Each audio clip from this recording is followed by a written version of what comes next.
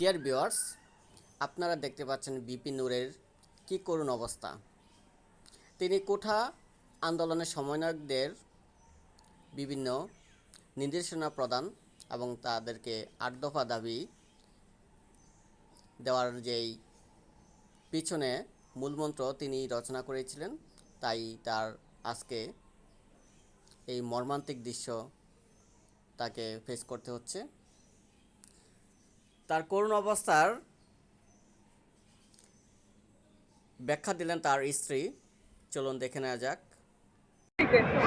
তো তাকে সুস্থ স্বাভাবিক একটা মানুষকে নিয়ে যাওয়া হয়েছিল, 40 ঘন্টা তার উপরে তার নিখোঁজ ছিল। অমানবিক নির্যাতন তার উপরে করা হয়েছে। কোর্টে উঠানো হলো 22 তারিখে। তখনও সে মোটামুটি একটু যাই ছিল একটু, বাট এই 5 দিনের রিমান্ডে মানুষটার উপরে এত অমানবিক নির্যাতন করা হয়েছে। সে তো কোনো চোর না, ডাকাত না, সে ডাকসু সাবেক বিপি।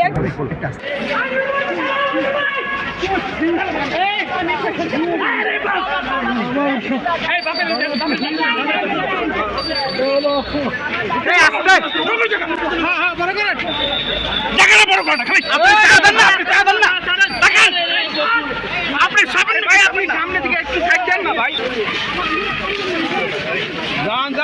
ভাই একটু দাঁড়ান, এক মিনিট দাঁড়ান না রে ভাই। ভাই একটু সরেন ভাই, ব্যাগ দেন, ভালো ব্যাগ দেন।